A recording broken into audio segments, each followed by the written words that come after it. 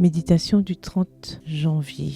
Votre cas n'est pas désespéré. Voici sur qui je porterai mes regards, sur le malheureux qui a l'esprit abattu, qui tremble à ma parole. Ésaïe 66, verset 2. Vous m'avez été présenté comme étant dans le doute et le désespoir. Le Christ a dit de vous, comme il a dit de Pierre, Satan vous a réclamé pour vous passer au crible comme le blé. Mais j'ai prié pour toi afin que ta foi ne défaille pas. Luc 22, les versets 31 à 32. Je vous apporte une bonne nouvelle. Jésus vous aime. Âme ballottée par la tempête. Vous n'avez pas fait naufrage par la foi, bien que Satan ait essayé de vous le faire croire. Regardez et vivez. Venez au Christ tel que vous êtes. Prenez-le comme votre sauveur personnel. Vous avez fait des erreurs, mais pas volontairement. Vous avez été entraîné par la tentation. La possession d'une grande quantité de moyens a enivré votre esprit et perverti votre jugement. Vous n'avez pas compris comment utiliser vos moyens avec sagesse pour la gloire de Dieu. Pourtant, vous avez investi des moyens dans sa cause, où ils seront utilisés pour sa gloire. Mon frère, bien que vous n'ayez pas manifesté toute la sagesse que vous auriez pu et dû exercer, Dieu accepte tout ce que vous avez fait avec le désir de promouvoir sa gloire. Ces paroles m'ont été présentées pour vous. Il a dû être semblable en toutes choses à ses frères, afin qu'il fût un souverain sacrificateur miséricordieux et fidèle dans le service de Dieu, pour faire l'expiation des péchés du peuple. Hébreux 2, le verset 17. Le pécheur repentant doit croire en Christ comme en son sauveur personnel. C'est là son seul espoir. Il peut s'appuyer sur les mérites du sang du Christ, en présentant à Dieu le sauveur crucifié et ressuscité comme sa dignité. Ainsi, par le sacrifice du Christ, se donnant lui-même, l'innocent pour le coupable, toute obstruction est supprimée et l'amour de Dieu coule en de riches courants de miséricorde en direction de l'homme déchu. Venez à Jésus maintenant, comme vous y êtes appelé aujourd'hui. L'expérience que vous avez traversée se révélera de la plus grande valeur pour vous lorsque vous vous mettrez sous le joug du Christ pour être un ouvrier avec Dieu. Vous avez pris plaisir à la vérité, vous y avez cru et vous y croyez encore et vous espérez